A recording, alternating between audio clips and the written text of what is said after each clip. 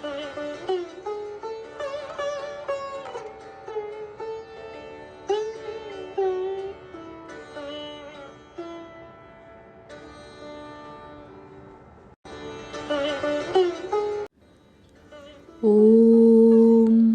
यथाग्नेर्दाहिका शक्ति रामकृष्णे स्थिता हिया सर्वविद्यास्वरूपां तां शारदां প্রণমাম্যহম।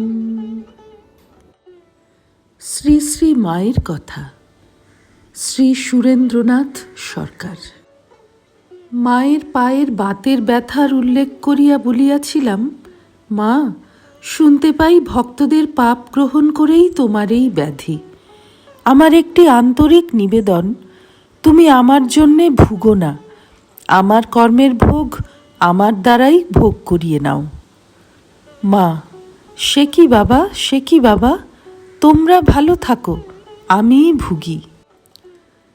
আহা, সে সময়ে মায়ের কি এক অপূর্ব করুণামূর্তি দেখিলাম। জয়রামবাটি হইতে রওনা হইবার সময় মাকে গিয়া প্রণাম করিলাম। তিনি আমার মাথায় জপ করিয়া দিলেন এবং স্নেহ ভরে বলিলেন, আহা, এদের ইচ্ছে আমার কাছে থাকে, কিন্তু কি করবে, সংসারের অনেক কাজ করতে হয়। ছেলে বিদেশে যাইবার সময় মায়ের মতো তিনি সঙ্গে সঙ্গে কিছু দূর আসিলেন এবং সজল নয়নে চাহিয়া রহিলেন। একবার আমি 3 সপ্তাহ কলিকাতায় থাকি। বাগবাজারে শ্রী শ্রী মায়ের বাটিতে গিয়া তাহাকে দর্শন ও প্রণামানন্তর বলিয়াছিলাম, মা, কিছুদিন কলকাতায় থাকব। এখানে তোমাকে দর্শন করবার নিয়ম হয়েছে সপ্তাহে মাত্র 2 দিন। যদি অনুমতি করো তবে মাঝে মাঝে আসব।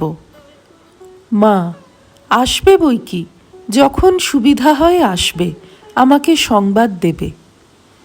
একদিন গিয়া বলিলাম, মা, আমার তো শান্তি হয় না, মন সর্বদা চঞ্চল, কাম যায় না। এই কথা শুনিয়া মা একদৃষ্টে অনেকক্ষণ আমার দিকে চাহিয়া রহিলেন, কিছুই বলিলেন না। মায়ের মুখ দেখিয়া আমার আত্মগ্লানি আসিল। কেন মাকে ইহা বলিতে গেলাম?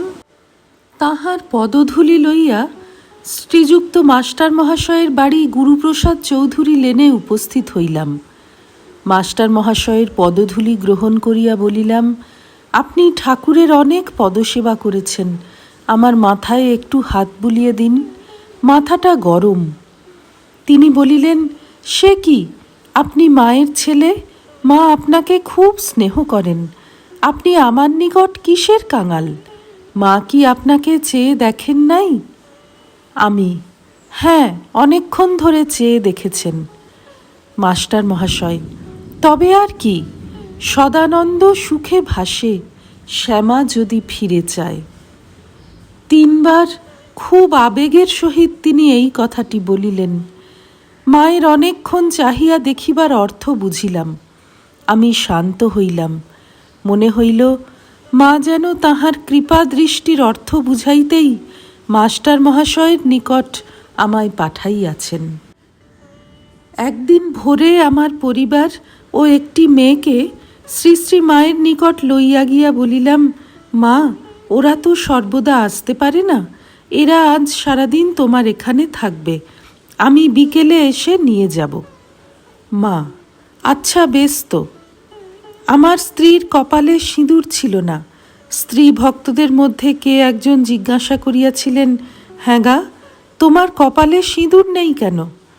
ওই কথা শুনিয়া মা বলিয়াছিলেন, তার কি হয়েছে, ওর এমন স্বামী সঙ্গে নাই বা পড়েছে। এই বলিয়া মা স্বয়ং তাহার কপালে সিঁদুর পরাইয়া দিলেন।